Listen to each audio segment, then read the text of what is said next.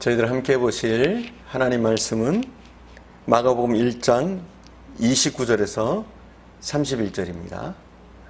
마가복음 1장 29절에서 31절 말씀.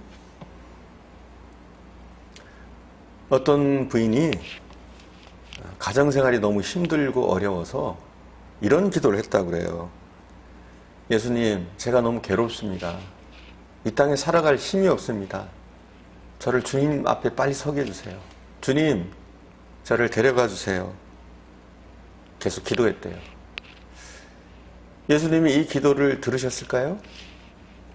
이 여인이 간절히 기도하니까 주님이 들으셨어요. 그리고 어느 날 이 여인에게 주님이 찾아오셨습니다. 그리고 이렇게 말씀하셨다고 그래요. 얘야, 내가 네 기도를 들었다. 그래, 내가 너를 하늘나라에 데리고 갈게. 근데 데리고 가기 전에 내가 너한테 몇 가지 부탁할 것이 있는데 들어줄래? 이랬대요. 그 여인이 그럼요 주님, 제가 들어드리죠. 이렇게 말을 했다 그래요. 그래서 주님이 이렇게 말씀하십니다. 얘야, 네가 죽게 되면 사람들이 너를 기억하게 될 거야. 그리고 너희 집에도 한번 찾아올 텐데 너희 집을 한번 돌아봐. 좀 지저분하지 않니? 사람들이 여기 왔을 때 그래도 아무개는 참 깔끔했었네. 참 깨끗한 사람이었네. 그런 소리를 좀 듣게 해야 되지 않겠어? 집안의 정리정돈을 좀 할래? 이렇게 주님이 말씀하셨대요. 그래서 이 여인이 네 하고서 열심히 그 집을 치웠습니다. 깨끗하게 청소도 하고 나름대로 아기자기하게 잘 꾸며놓고 보기 좋도록 깨끗하도록 만들어놨다고 그래요. 그때 주님이 또 찾아오셨어요. 그리고 이 여인에게 이렇게 말씀하십니다. 얘야, 내가 한 가지만 더 부탁할게. 너 밖을 좀 내다볼래? 너희 집 정원을 좀 봐. 풀을 안 쳤잖아. 정원이 갇혀져 있지 않잖아. 사람들이 왔을 때 그 여자는 정원 한 번 안 깎았네. 풀 한 번 안 잘랐어. 이런 소리를 하면서 너를 욕할지도 모른다. 그러니 정원을 좀 한번 가꿔볼래? 그들이 왔을 때 이분이 참 훌륭한 분이었구나. 열심히 살았구나. 이런 말을 들을 수 있도록 네가 좀 정원을 가꿔보지 않을래? 이 여인이 주님의 말씀을 듣고 열심히 정원을 가꿨습니다. 꽃도 새로 심고 그리고 가지들을 쳐주고 또 아기자기하게 아름답게 정원을 꾸몄어요. 그 일을 다 마치자 주님이 또 찾아오셨습니다. 그리고 주님이 이런 말씀을 하십니다. 얘야, 이제 네가 떠날 때가 됐잖아. 네 아이들 사랑하지? 이 아이들을 두고 간다는 게 눈에 밟히지 않니? 떠나기 전에 아이들한테 네 사랑을 표현해봐. 네가 할 수 있는 최대한의 사랑을 한번 표현해봐라. 그리고 났을 때 아이들이 어머니의 사랑을 기억하지 않겠어? 이 여인이 그 말을 듣고 열심히 했어요. 아이들과 함께 놀아주고 그리고 따뜻하게 손도 잡아주고 또 그리고 맛있는 밥을 해주고 재미있게 놀아주기도 하고 최선을 다해서 아이들을 아끼며 사랑해 주었습니다. 그리고 주님이 또 찾아오셨어요. 얘야, 이제 진짜 너에게 하는 마지막 부탁이야. 네가 이 땅을 떠나게 되면 장례식을 할 텐데 너의 남편이 장례식에서 너를 기억하지 않겠니? 그래도 우리 아내는 참 좋은 아내였어. 이런 말을 들어야 되지 않겠어? 그러니까 네 남편 꼴 보기 싫은 거 내가 알아. 얼마나 너한테 못되겠는지 내가 안다. 하지만 단 며칠간만이라도 단 3일만이라도 네 원수 같은 남편에게 좀 잘 대해줄 수 없겠니? 남편이 무슨 말을 하면 3일만 아무 대꾸 하지 말고 네 하고 순종해봐. 이 여인이 이를 악물고 주님께 말합니다. 주님, 제가 이를 악물고 한번 그렇게 해보겠습니다. 그리고서 남편이 믿긴 했지만 남편에게 친절하게 대합니다. 남편이 말을 해도 대꾸하지 않고 아주 다소곳이 웃으면서 남편을 대합니다. 그리고 났을 때 이제 3일이 지난 후에 주님이 찾아오셨습니다. 그리고 여인에게 말씀하십니다. 얘야, 이제 가야지. 한번 너희 집을 한번 돌아볼래? 이제 마지막인데. 이 여인이 집을 돌아봅니다. 그랬더니 이 집이 아름다운 거예요. 아이들은 천진난만하게 웃고 있고 떠들고 있는 거예요. 그리고 저 한곁에서 남편이 자신을 바라보면서 사랑하는 눈길로, 또 그리고 미안해하는 그런 모습으로 아내를 바라보는 모습을 보면서 이 여인은 왠지 모르게 큰 기쁨이 샘솟았어요. 가정이 굉장히 아름다운 것처럼 느껴졌어요. 밖을 봐도 정원도 아름답고 실내를 봐도 깨끗하게 잘 정돈되어 있는 그 집이 너무나 평안하게 느껴졌어요. 그리고 사랑스러운 아이들, 그리고 자신을 애처롭게 쳐다보는 남편, 이 모습을 보면서 왠지 떠나기가 싫었습니다. 그때 주님이 어떻게 하셨는지 말씀하십니다. 얘야, 떠나기 싫지? 이제 떠나기 싫지? 이 여인이 대답합니다. 네, 주님. 우리 집이 이렇게 좋은 줄 몰랐어요. 우리 집이 너무 좋네요. 그런 이야기가 있어요. 그리고 주님이 말씀하십니다. 얘야, 네 가정이 왜 이렇게 행복해졌는 줄 알아? 여러분, 왜일까요? 왜 이 가정이 갑자기 행복해졌을까요? 왜 이 부인이 행복감을 느끼게 됐을까요? 주님이 말씀하십니다. 얘야, 너희 집이 행복하게 된 것은 네가 내가 한 말에 순종했기 때문이야. 네가 내 말에 순종할 때 너의 가정은 너의 가정이 아니라 내가 지키는 가정이 된 거야. 내가 함께하는 가정이 된 거야. 그래서 이 가정에 행복이 넘치고 사랑에 넘치게 된 거지. 여러분, 그렇습니다. 어느 곳에든 주님이 계시면 행복해질 수 있는 줄 믿습니다. 어떤 고통 가운데서도 우리 주님은 우리와 함께 하시고 또 우리를 기쁨 가운데로 인도하실 줄 믿습니다. 평안 가운데로 인도하실 줄 믿습니다. 오늘 본문의 이야기는 예수님이 어느 한 집에 들어가시는 거예요. 한 집에 찾아가시는 거예요. 본문에 보니까 우리가 함께 읽어볼까요? 우리가 1장 29절입니다. 우리가 함께 읽어보겠습니다. 29절 30절입니다. 회당에서 나와 곧 야고보와 요한과 함께 시몬과 안드레의 집에 들어가시니 시몬의 장모가 열병으로 누워있는지라 사람들이 곧 그 여자에 대하여 예수께 여짜온대. 어느 집에 들어가셨다고요? 시몬과 안드레의 집에 들어가셨다. 이렇게 되어 있어요. 시몬과 안드레의 집. 시몬과 안드레가 누굽니까? 시몬과 안드레는 형제죠. 그러니까 같은 집에 들어간 거예요. 그리고 안드레는 우리가 잘 알고 있고요. 시몬은 누굽니까? 더 잘 알고 있죠. 베드로입니다. 주님이 베드로의 집에 들어가셨습니다.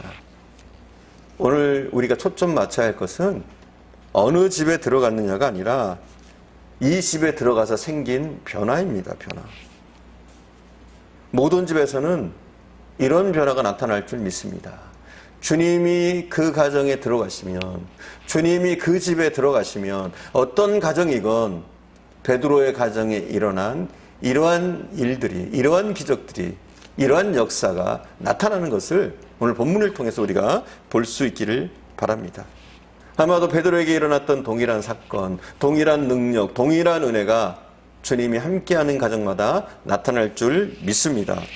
자, 그러면 주님이 들어가면 어떤 일이 생길까요? 주님이 우리 가정에 들어오시면 어떤 일이 생길까요? 첫 번째, 주님이 우리 가정에 들어오시면 무엇보다도 문제가 해결됩니다. 문제가 해결되는 줄 믿습니다. 여러분 믿으세요?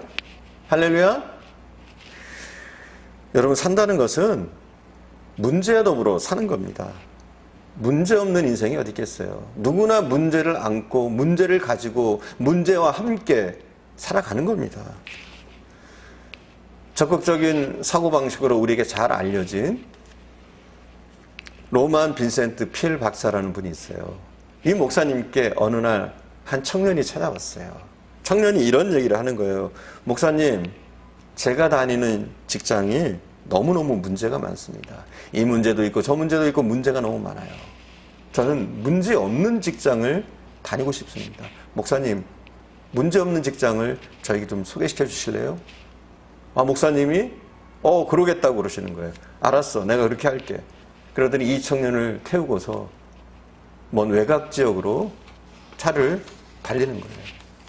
그리고 한 외곽 지역에 있는 공동묘지 앞에 차를 멈춥니다. 그리고 이 청년을 거기에 세우더니 이렇게 얘기합니다. 여기가 자네 직장이야. 묘기직이. 어때? 근사한 직장이지? 이곳에는 아무 문제가 없어. 여러분, 그렇습니다. 문제가 없는 곳은 공동묘지밖에 없어요. 우리가 무덤에 묻히기 전까지 우리에게는 문제가 있습니다. 문제들을 안고 살아갑니다. 문제가 필연적으로 일어나게 돼 있습니다. 문제 없기를 바라는 인생. 이거야말로 문제 많은 인생입니다.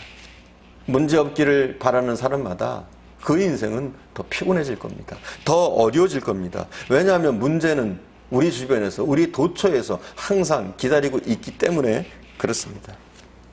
여러분, 문제를 피하려고 하지 마십시오. 피하는 것이 상책이 아닙니다. 문제를 피하려고 하는 사람은 그 문제를 잠깐 벗어났어도 더 큰 문제가 기다리고 있다는 사실을 알아야 될 줄 믿습니다. 그것이 성경이 이야기하는 바요. 그것이 우리 인생을 통해서 우리가 얻게 되는 교훈인 줄 믿습니다. 사람들을 보면 그래요. 문제를 보면, 문제가 생기면 문제를 피하려고만 해요.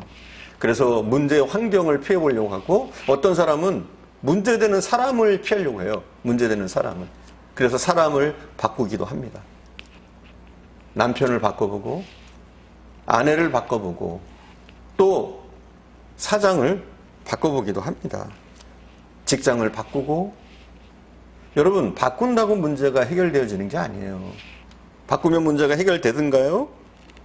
어떤 분들은 심지어 교회 생활도 하다가 실증을 내면, 봉사하다가 좀 지겨우면 교회를 바꿔볼까 그런 생각을 합니다. 여러분, 바꾸면 문제가 해결되나요? 우리가 문제를 피하면 그 문제가 해결되는 겁니까? 여러분, 우리가 피하는 것은 해결책이 아니에요. 진정한 승리는 피하는 데 있는 것이 아닌 줄 믿습니다. 오히려 부딪혀서 극복하고 이겨내는 것, 이것이 우리가 문제를 이길 수 있는 방법인 줄 믿습니다. 우리 그리스도인들에게도 항상 문제는 있습니다. 어려움은 있습니다. 문제가 없는 것이 결코 행복이 아니에요. 예수 믿고 구원받은 우리에게도 문제는 있지만 우리가 세상 사람들과 다른 게 뭡니까? 우리도 문제 있고 세상 사람도 문제 있고, 근데 다른 점이 뭐예요? 뭐가 다릅니까? 중요한 것은 이거예요. 우리는 문제 해결자 대신 주님을 모시고 살아갑니다. 주님이 우리와 함께 하셔서 우리를 문제를 해결해 주시는 해결자가 되신다는 사실입니다.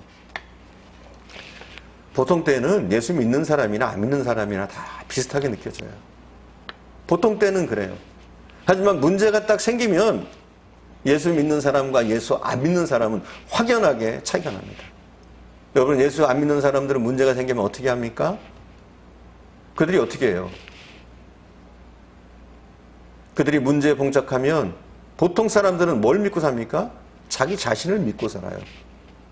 자기 자신의 능력, 자기 자신의 지혜, 자신의 학력, 자기의 경험, 이런 것을 믿고 살잖아요.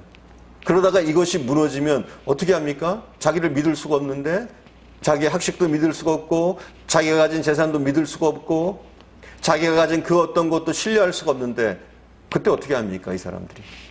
그때 이 사람들이 주로 하는 게 뭐냐면 우상을 찾아갔잖아요. 점을 보기도 하잖아요. 근데 여러분, 그걸로 해결이 되어집니까? 우상은 아무 말이 없습니다. 아무 응답이 없습니다. 오히려 힘듭니다. 근데 우리는 어때요? 의지할 분이 있습니다. 우리의 문제를 털어놓을 분이 계시는 줄 믿습니다. 그것뿐이겠습니까? 우리가 우리의 문제를 호소하고 기도하면 주님은 우리의 기도를 들으시고 우리의 문제를 해결해 주시는 줄 믿습니다. 그래서 우리는 폭풍우가 몰려와도, 비바람이 불어도, 험한 파도가 쳐도 전혀 걱정할 것이 없어요. 왜냐하면 우리는 문제 해결자 되시는 주님을 우리가 모시고 사는 줄 믿습니다. 우리가 그분의 말씀대로 하기만 하면, 순종하기만 하면 우리에게 있는 문제는 극복되어지는 줄 믿습니다. 문제는 있습니다. 아직도 있습니다. 아니, 오늘도 있습니다. 내일도 있을 것입니다. 하지만 우리에게 문제는 전혀 문제가 되지 않습니다. 왜냐하면 해결자 되신 주님이 우리와 함께 하시기 때문에 우리는 그 문제를 극복하고 이기게 될 줄 믿습니다. 그 주님과 함께 오늘도 우리의 모든 문제와 시련을 넉넉히 극복하고 이기는 저와 여러분 되기를 축원드립니다. 기도하겠습니다.